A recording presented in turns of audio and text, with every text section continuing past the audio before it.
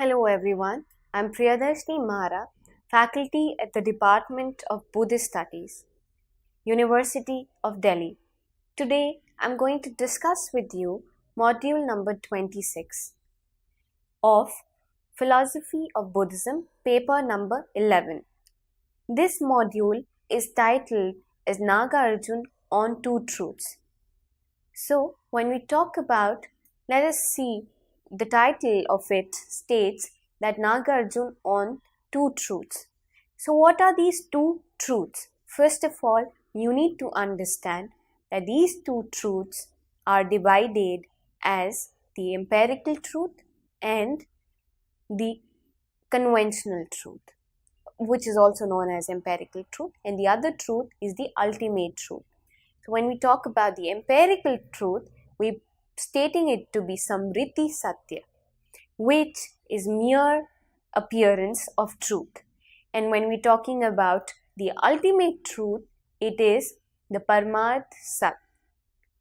So, the two truths doctrine originated in the Madhyamik doctrine of Nagarjuna. But Nagarjuna drew this doctrine from the words of historical Buddha as recorded in Pali Tripitak.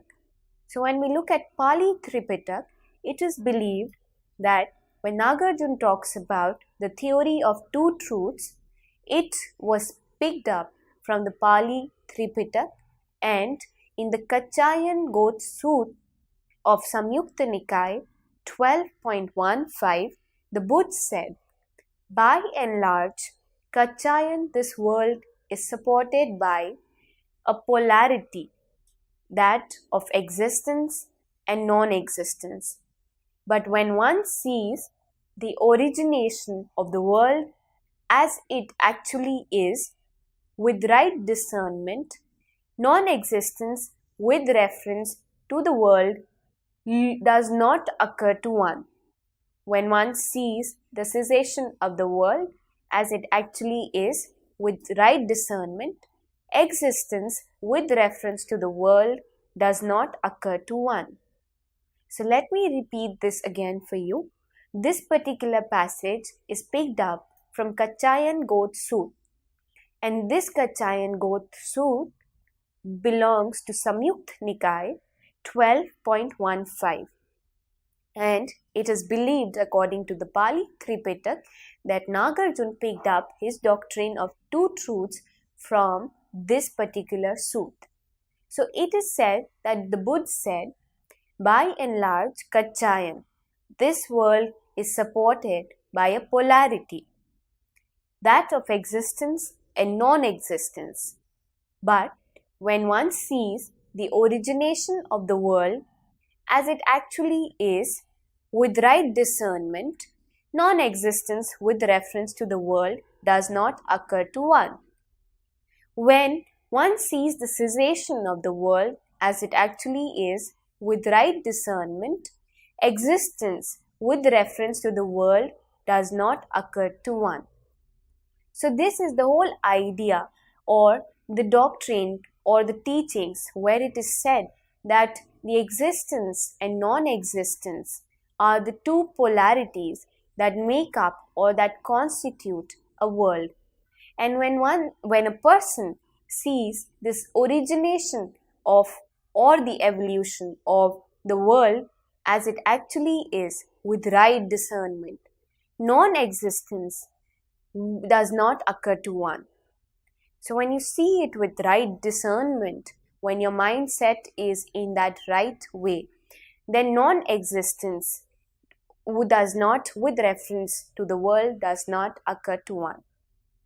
So it is said that the Buddha also taught that all phenomena manifest because of conditions created by other phenomena. This is known as dependent origination. So when we look at the phenomena, we see that it manifests because of the conditions created by other phenomena. So when we're talking about the phenomenal existence, everything that is present in the phenomenal existence is the resultant of the other factors that are again conditioned and dependent on certain other factors. So it is like this chain of existence where I am the effect of a certain cause. Now, if you see the causal relationship, you'll try to understand it in this way, that I am supposedly the effect of my parents, who are here the cause, and I am the effect.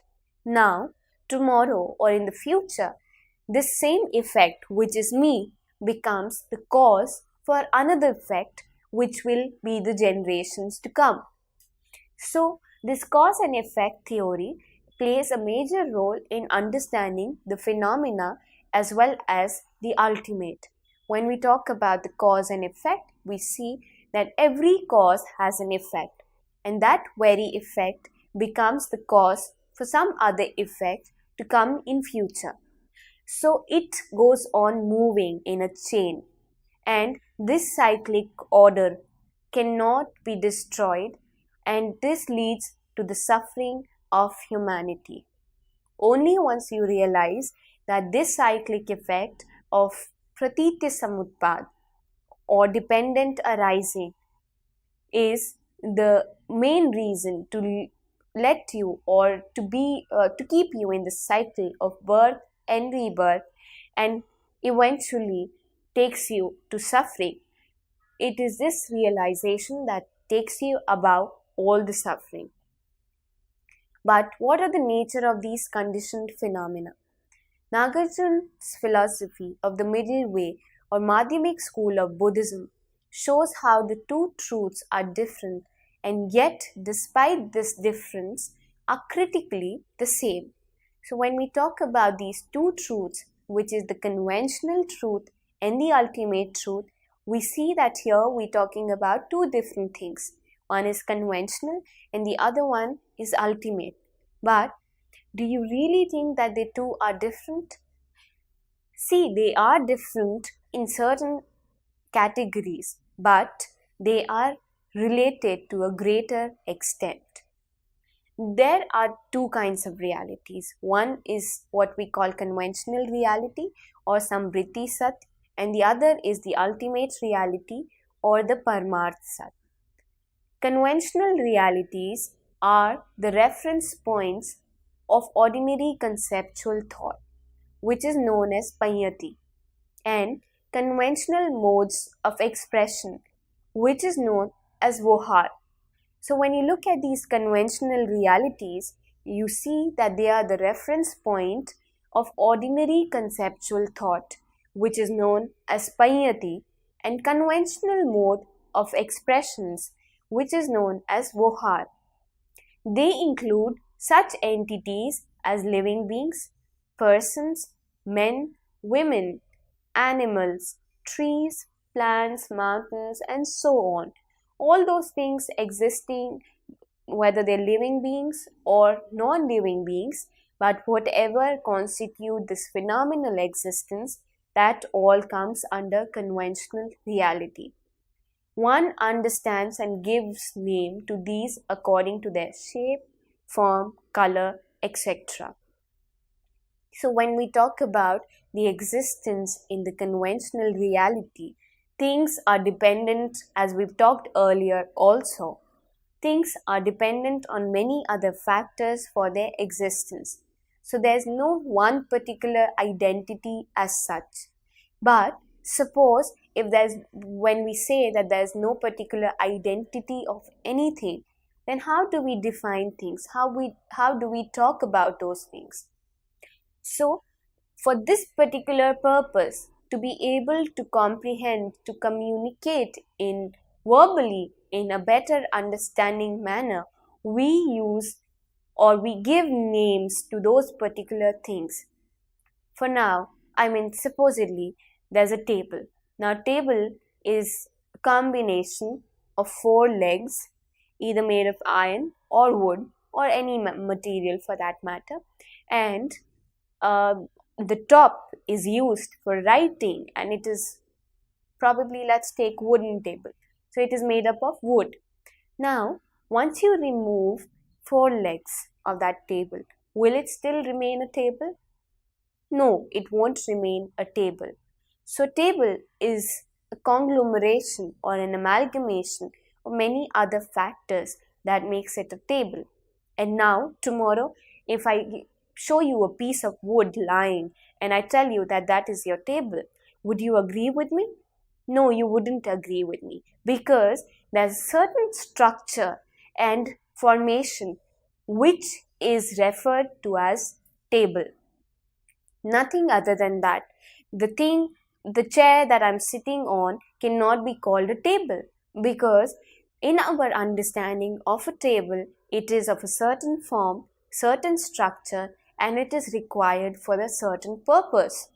So, just for us to be able to verbally communicate in this phenomenal existence, that we have given names and definitions to these objects that surround us, so that it becomes easy for us to communicate. Conventional truth involves our everyday experience and understanding of the way the phenomenal world appears and functions. If our senses and cognition are in working order, we recognize that fire burns, that dark clouds foreshadow rain, and that birds and not elephants can fly. So, we see that if our senses and cognition are working in order, we recognize that fire burns. So, the same way that I told you about the table is required, has a certain purpose. So, the same way fire burns, the dark clouds foreshadow rain, and elephants cannot fly. It's only the birds that can fly.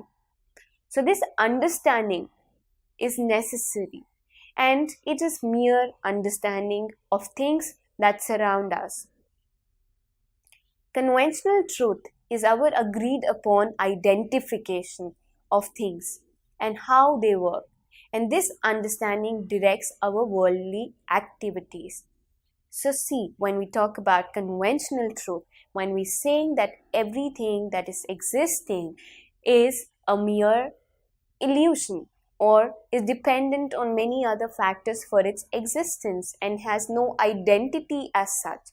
So that ways we would not be talking about anything, because here when we're pointing out to something, that thing is also dependent on certain other conditions. But here what we're trying to say is that in order to make our worldly activities more effective and more direct and more cognizable, we use conventional truth as identification of things, how they work. So depending on their functions and their attributes and their characteristics, we give these identifications, and this is how we are able to commute or to do our activities in the phenomenal world.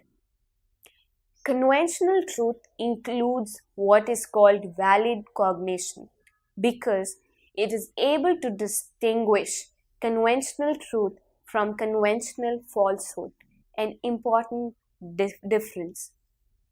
Now see, what I'm trying to say here is that conventional truth includes what is called valid cognition, because it is able to distinguish conventional truth from conventional falsehood, which here is an important difference. Let me give you an example.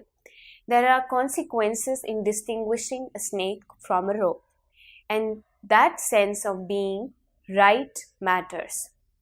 So here, when we talk about cognition or a valid cognition which distinguishes conventional truth from conventional falsehood, what I'm trying to state is that when you look at a snake and you mistake it to be a rope, or when you look at a rope and mistake it to be a snake, so here only one case or condition can be right. Either it has to be a snake or it has to be a rope.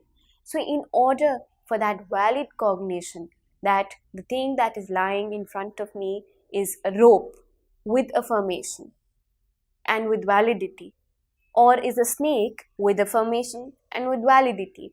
So in order to be able to cognize that validly, one needs to understand that this conventional truth and it is different from conventional falsehood. If there was no reliability to our everyday assessments, our activity would be senseless.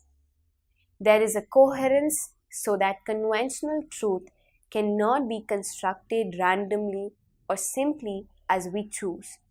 So, what is this coherence? This coherence is our objective application of identity to the things that surround us.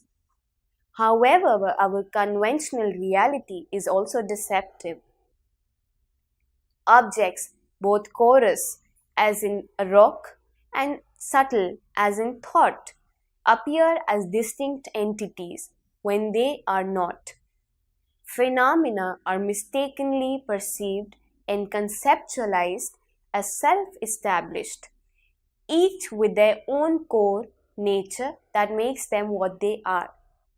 In Buddhism, this deception is called inherent existence and is identified as the root error responsible for suffering. When we talk about conventional reality, we say that it is deceptive, and the objects, both coarse as in a rock and subtle as in thought, appear as distinct entities when they are not. So here what we're trying to say, that sometimes there are certain things which might be coarse and which we mistake to be subtle, and the subtle things we mistake them to be coarse. So that is the deceptiveness of conventional reality. Phenomena are mistakenly perceived and conceptualized as self-established, each with their own core nature that makes them what they are. So when we talk about the phenomenal existence, it is not subjective at all. There might be certain views and ideologies which we can term to be subjective, but talking about the phenomenal existence as a whole is all objective. There are things that we have named as a certain thing, and that is the reason we can sustain our livelihood and our actions in this phenomenal existence. Now, if you see, then when we talk about the world around us, it has different languages, it has different understanding, different cultures, different forms, different writing forms, different living forms.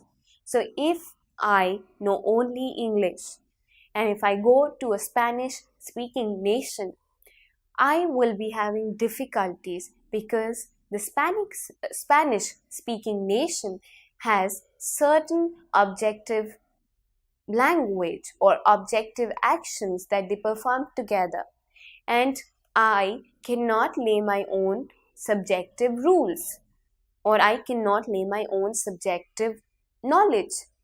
So it is important to have this objective understanding in order to be able to perform our actions in the phenomenal world. So this is what is conventional reality.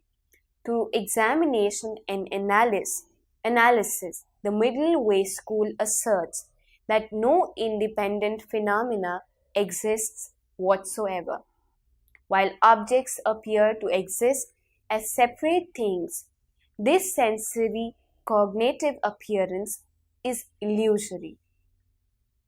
Phenomena are neither self-created nor self-enduring, but arise in dependence upon conditions without a nature or essence of their own. The example of fire is classic in illustrating what it means to depend upon conditions, one of the key types of dependencies in emptiness teachings. So when we're talking about the samriti or the conventional reality, we're saying that it is not a reality. It is mere emptiness. Emptiness because the things that are present in it are dependent on other factors for their existence, and they don't have any essence or identity of their own, and that makes those things empty. And if there are empty things inside a phenomenon, so suppose phenomena is a pot and there are empty things inside that pot, So the entire pot would be termed empty. And that is the reason phenomena is termed empty. It is very important to understand that the two truths do not posit two separate realities, the world and the other ultimate reality. Rather, this concept deals with how we perceive reality and the things in it. The first kind of truth that we call relative, conventional, mundane, worldly, veiled, and so on is valid for the practical affair of daily life. However, our perception of the everyday world is often based on the misperception that things have an existence or self-nature independent from other things. From the view of the ultimate truth, all things are produced by causes and conditions and are thereby interdependent and without self-nature. So in this way, they are said to be impermanent and unreal. Ultimate realities, however, exist by reason of their own intrinsic nature, which is known as Swabhav. So when we're talking about the ultimate reality, we say stating that it exists by reason of its own intrinsic nature, which is Swabhav. So conventional truth is truth about phenomena that is inferred through cognition. When conventional truth asserts the emptiness and of phenomena, it does so conceptually and linguistically through the abstract construction and analysis of conceptual objects. However, ultimate truth, or what we call Paramarth Sat, is different in this regard. It is the direct, non-conceptual perception of the emptiness of phenomena. So see, when we're talking about the ultimate truth or Paramarth Sat, we're saying that it is the direct, non-conceptual perception of the emptiness of phenomena. It is like realizing that something you were looking for is not there, and right then directly perceiving the absence of the object.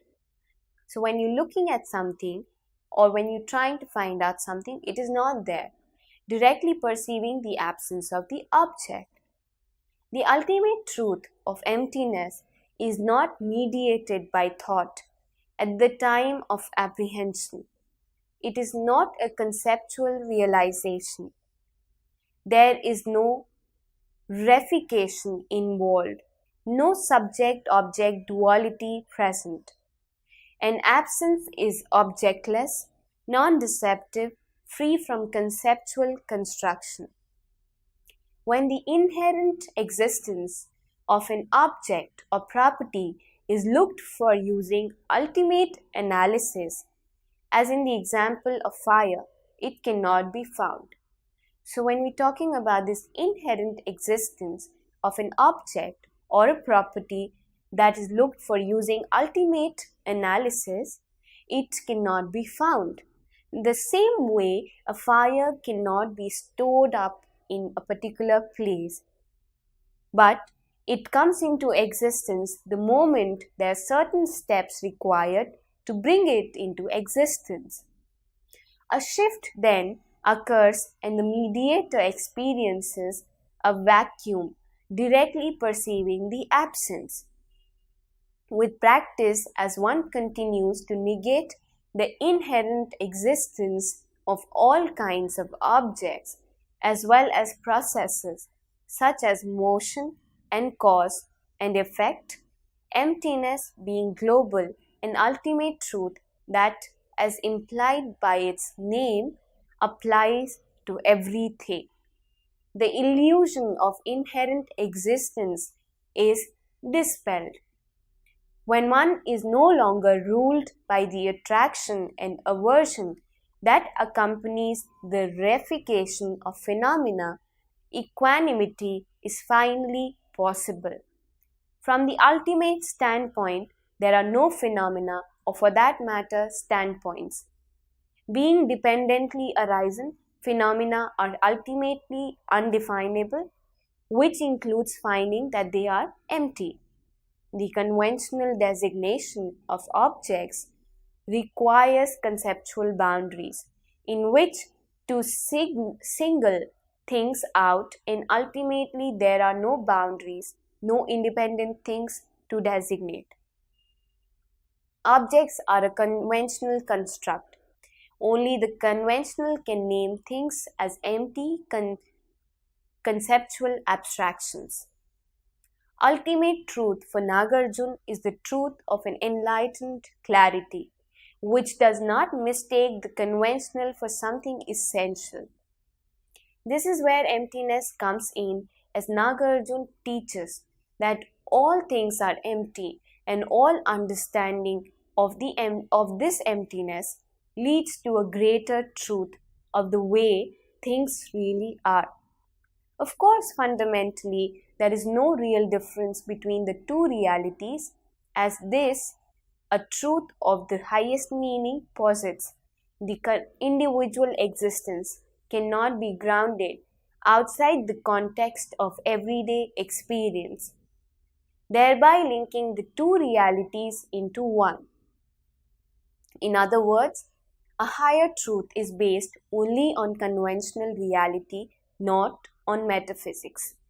So when we talk about the ultimate reality or the higher truth, we say that it is based on the conventional reality and not on any sort of metaphysics. Basing higher truth on conventional reality is like conventional reality is more of an understanding that everything around us is empty, and so we should look for something that is beyond us and that is not empty. And this is how we reach the higher truth. The empirical reality is endowed with impermanency and conditionedness, which lead to the dependent nature of each and every form of phenomenal existence. This nature of empirical reality is cognized by Swabhav Shunya. What is Swabhav Shunya? It is the absence of essence, or what is called own being. And it is also cognized by Pratiti Samutpat, which is dependent origination. When we take this empirical reality to be permanent, continuous, and independent, it is then that we fall into the maze of illusion. This false nature of empirical existence, which hides its true nature, is mere mental construction and entices one to cling on to, which in turn leads to suffering. There are only two realities: the form under which the empirical reality appears to us, which is illusion, concealment of reality, and the true nature of the empirical reality, which is contingency or true reality. Besides these two realities, there is nothing else. All the manifestations, elements, categories, etc.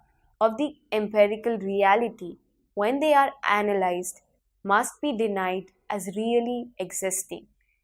The rope does not exist as such. It is only a conglomeration of threads.